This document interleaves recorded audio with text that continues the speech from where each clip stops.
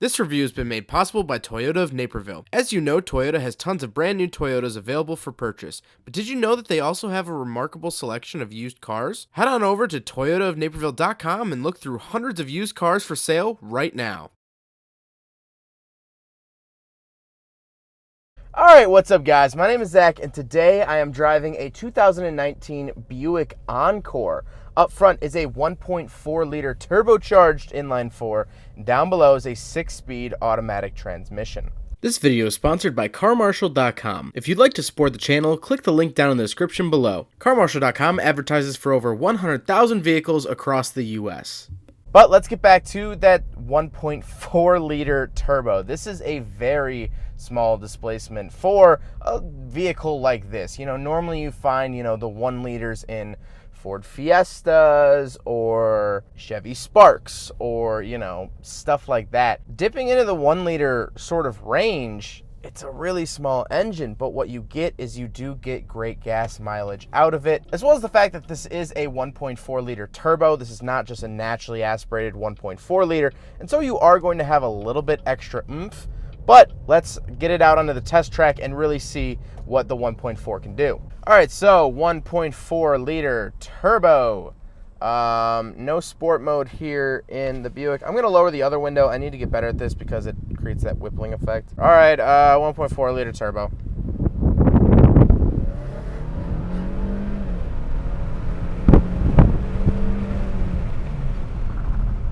Not bad. It definitely starts to spool up pretty high, probably about 4,000, 5,000 RPM. That's when the turbo actually starts doing anything.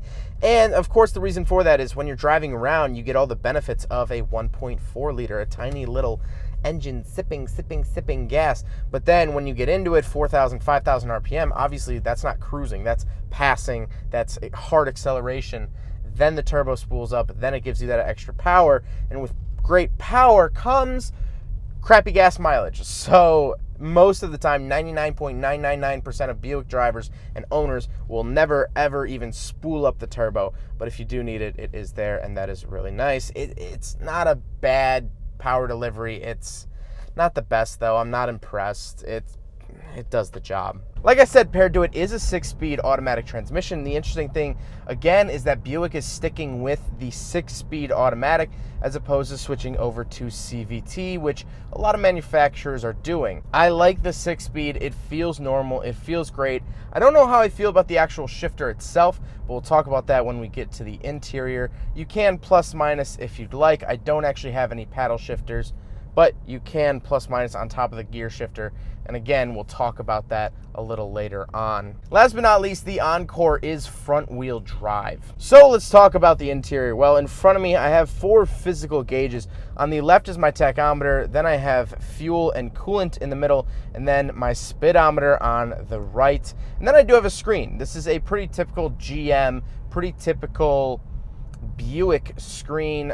It's not groundbreaking by any means, and it's giving me the information I'd like. Right now it's my miles per hour in digits, but I can have it display my fuel economy, which is around 30 miles to the gallon, my trip odometers, my fuel range, oil life, tire pressure, speed, back in digits, back to start. On the steering wheel, I do have my cruise control options on the left, and then on the right, I have volume, voice control, and my radio settings, stuff like that. To the left, I just have my dimmer switches and my headlight switches. Then on the door, I have the pretty standard window switches, lock and unlock, and my power mirrors. In the center, I do have a pretty typical GM display.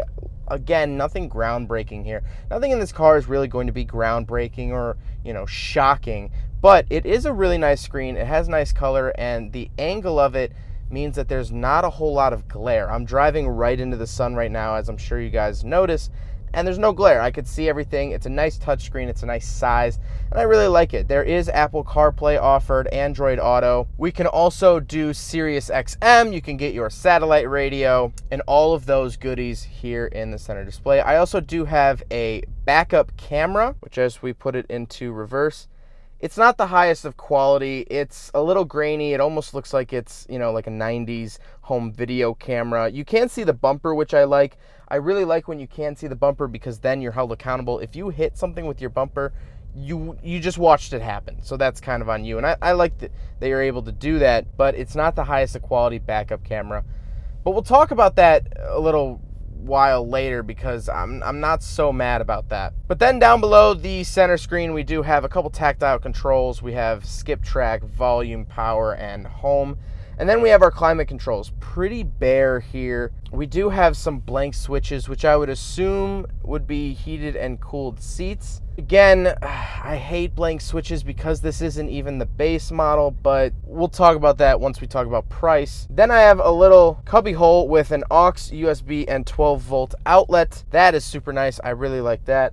And then we come down to the shifter. The shifter is tall, but it's mounted so low that it still feels super, super low. Maybe it's just because the seat is kind of high up, but I feel disconnected from everything. I don't really feel like I'm, driving this car. I feel like I'm just sort of sitting here and I kind of touch this circular thing if I want to change direction every once in a while. And that's really emphasized by the gear shifter location. It's real down low. I'm almost fully extending my arm just to rest it on it. It's not super natural. I'm sure I can lower the seat a little bit better, but let's talk about these seats while I'm fidgeting with this. I don't like these seat controls. I don't know. All right, hold on. I need to pull over. Oh, so actual leaning back is not power, but up and down, forward and back is power. Okay. So that being said, my driving position, I still feel very disconnected. I'm in a slightly more comfortable position, but I still feel very, very disconnected. But the seats, they're fine. They're part leather, part not. I don't know. They're a little hard. They're a little stiff. They're not super comfortable. They're not super plush. Like I said, they are power, but the back is not power. Only the bottom. They're not heated. They're not cooled. And honestly, I kind of expect that sort of stuff from Buick, and I just really don't get it. But speaking of seats, we do have back seats, so let's do a back seat review. All right, so we're in the back of the 2019 Buick Encore, and it's a little crammed back here, not going to lie. Knee room actually isn't bad. It's actually shoulder room. It's a lot more narrow than I thought. I think it sort of almost curves back because up front I didn't feel like I had bad shoulder room, but back here definitely not the best. I do have a center console with two cup holders that actually go lengthwise, just to kind of emphasize how skinny and narrow this thing is. Do have power windows, but the nice thing that I failed to mention up front is that this does have keyless entry, so you can keep the key in your pocket and you could just tap a button on the door handles and the car will let you in. You don't have to fiddle with keys. It's push to start. You can leave your keys in your bag, in your pocket, whatever. That's super nice. A lot of cars have that. What a lot of cars don't have is that same button on the rear. So you could give the key to your kid if, you're out at soccer practice and it's cold, but you're talking to the parents, whatever scenario you want.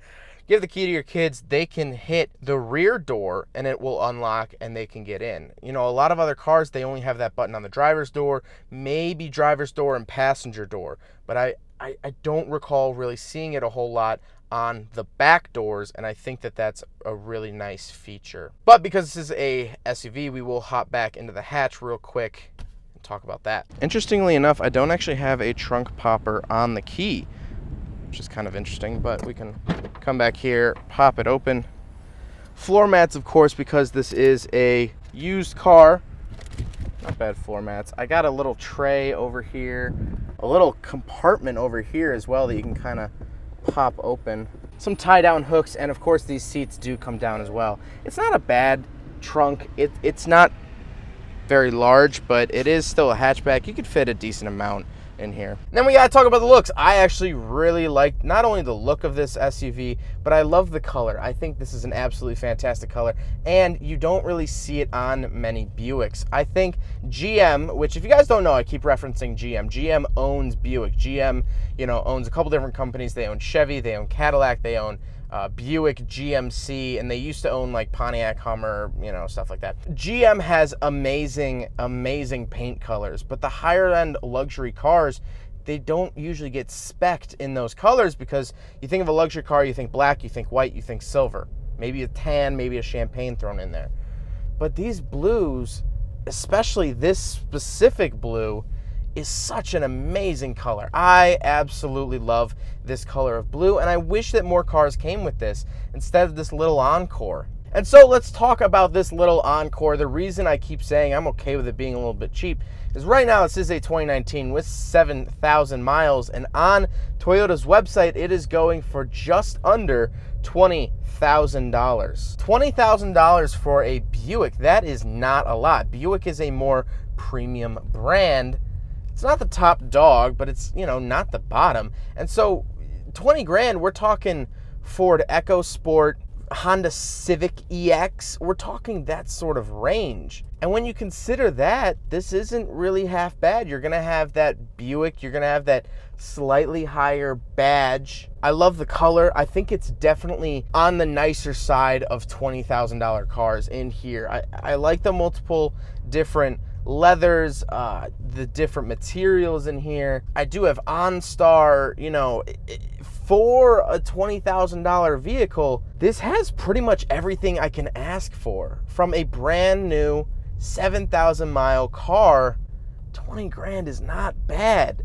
It is not bad at all. And I know I don't normally talk about price because it's going to vary. I'm sure in your town you can find an Encore for 15 grand, or in your town you might find Encores for 30 grand. I don't know. But right now, this car is a $20,000 car here in Chicago. And I have to say, bang for your buck wise, this is really, really good, honestly. Encore is a decent name. I do think that cars nowadays are sort of not well named. And so to hear Encore, it's decent. It's decent. It's not as cool as, a while back I reviewed a 96 Buick Roadmaster. The Buick Roadmaster, that is a name. That is a name with some bite. And Encore, it's better than most things these days, but it's not quite there, but I like it. And now my closing thoughts are, if this vehicle was any more than $20,000, I think I would be humbly disappointed. But because of that price point, and just compared to other things at $20,000, brand spanking new, it's not bad. It's really not bad. So I want to thank you guys so much for watching the video. Huge thank you to Toyota of Naperville for letting me take out their 2019 Buick Encore. This was one of their used vehicles. If you guys would like to check it out, I will leave a link in the description below. If this vehicle has already sold by the time this video comes out, which is very likely because Toyota, they move vehicles like it's their job, because it is. I will just leave a link to Toyota of Naperville. They got tons and tons of cars on the lot. This is just one of them. Up next, I'm actually driving a 2019 Honda Civic Type R, which I'm super stoked about. It's one of their used cars as well. So if Buicks aren't your thing, Toyotas aren't your thing, definitely still go check them out. They have tons of interesting vehicles on the lot, and I think you'll find something that you're looking for. But hope you guys enjoyed the video. Don't forget to rate the video, comment on the video, and subscribe if you really liked it. Take care, guys. Aside from my soul.